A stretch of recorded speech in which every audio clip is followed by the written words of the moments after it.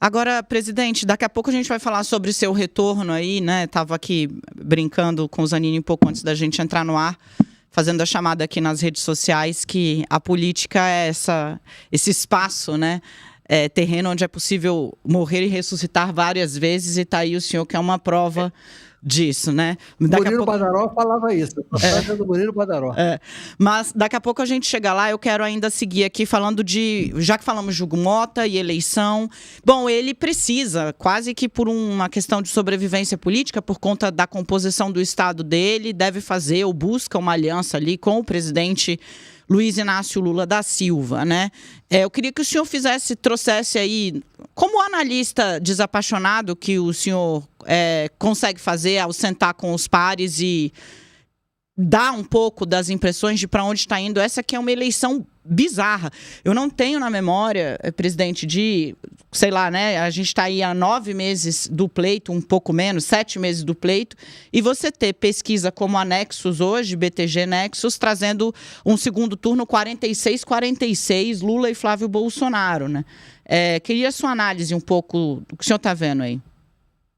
Olha, eu tenho feito isso, eu tenho escrito com regularidade no Poder 360 e tenho feito análise sobre esse processo. Essa eleição, Daniela, na minha opinião, é uma eleição de rejeição, assim como foi a eleição de 22. Só que agora inverteram os papéis. Não é o Bolsonaro que está no poder, é o Lula. E a vidraça hoje é o Lula, não é o Bolsonaro, do ponto de vista de governo. A rejeição do Lula só faz aumentar. Ela vai, porque você tem 1/3 do eleitorado, é de um lado, 1/3 é de outro, 1/3 está no meio, e desse 1/3 do meio, você tem uma parcela muito pequena que pode se mover para um lado ou para o outro. Essa parcela muito pequena, na sua mobilidade, é que vai definir o resultado da eleição. O resultado da eleição vai ser exatamente o mesmo da eleição de 22, para um lado ou por outro, mas naquela diferença, na minha opinião, e vai ser um detalhezinho mínimo, e ela vai ser oscilante até o fim, porque eu não tenho dúvida que, terminado o prazo de filiação partidária e desincompatibilização, que vai ser sábado agora, o Flávio Bolsonaro vai apanhar do petismo até sangrar bastante, né? Eles estão guardando essa pancadaria, esperando que o Tarcísio não renuncie, né? Terminado o prazo, o Tarcísio continuou governador de São Paulo, eles estão com o adversário que eles escolheram, que eles querem essa polarização. Eles escolheram como adversário o Flávio Bolsonaro, que eles acham que, se manter a polarização Lula e Bolsonaro, eles acham que vão chegar ao fim tentando colar mais rejeição do Bolsonaro do que no Lula. Só que a realidade não está se mostrando essa. Eu diria hoje que o Flávio Bolsonaro se tornou favorito da eleição. Agora, não quer dizer que ele vai ganhar a eleição. Ela será por um detalhe. Aí vai ser uma escorregada de um. A eleição vai ser vencida pelo erro do adversário. E o senhor apoia... Quem errar menos vai ganhar. O senhor apoia o Flávio, posso deduzir, né? Não, é óbvio, né? Eu apoiarei qualquer um que foi contra o PT, isso é óbvio. Agora, mas a minha... Eu queria emendar uma outra pergunta, essa talvez não tão óbvia. O senhor acha que o Tarcísio teria sido um candidato melhor para a oposição do que o Flávio?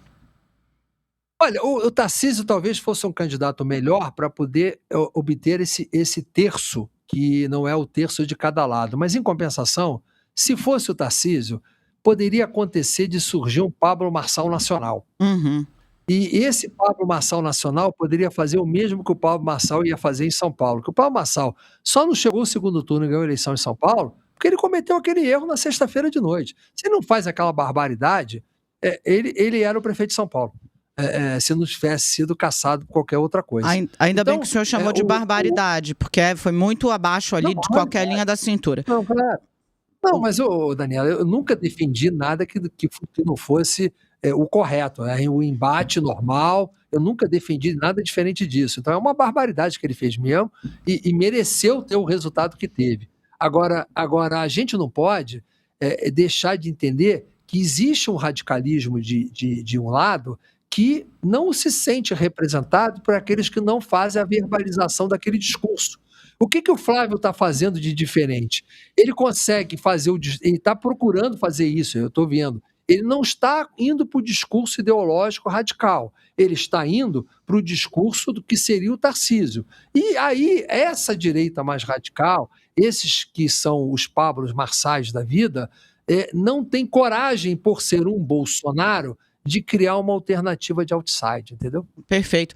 Gente, deixa eu só fazer aqui, ó. Você que está nos acompanhando no canal UOL na TV, nós vamos fazer um intervalo muito rápido, 3 minutos, e voltamos com a entrevista com o ex-presidente da Câmara dos Deputados, candidato de novo à casa que o sagrou como um dos políticos mais poderosos de seu tempo, Eduardo Cunha. A gente volta já já no YouTube, você sabe, a gente não para nunca.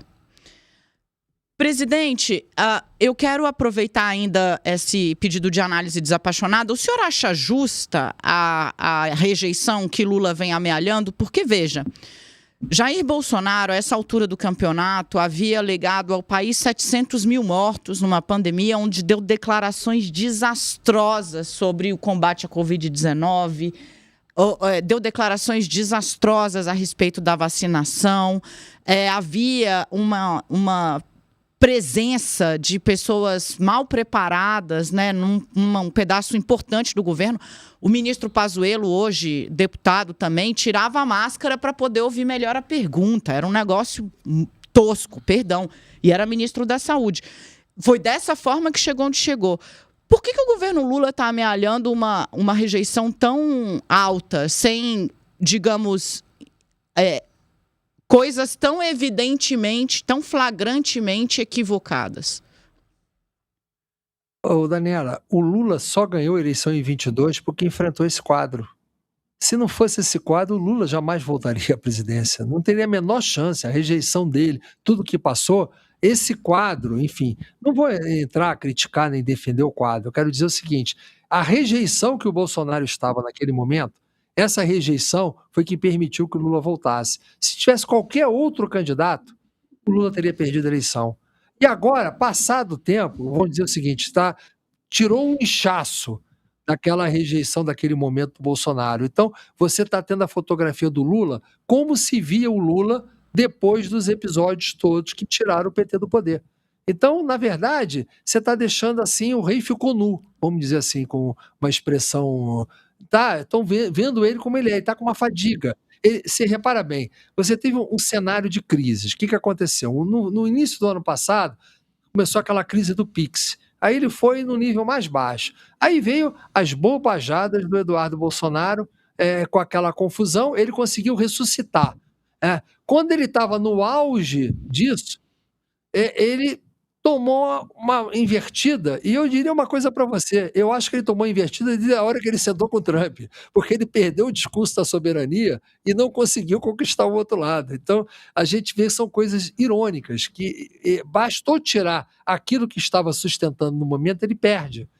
É claro que ele melhorou um pouco a comunicação quando o Sidônio assumiu, que é um cara competente, não tenha dúvida nenhuma disso, mas você só pode ser competente na comunicação quando você tem um conteúdo com competência.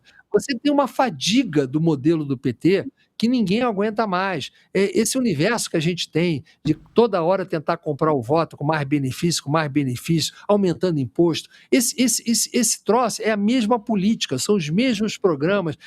É o que o Flávio Bolsonaro foi muito feliz numa fala da semana passada, é o Opala velho.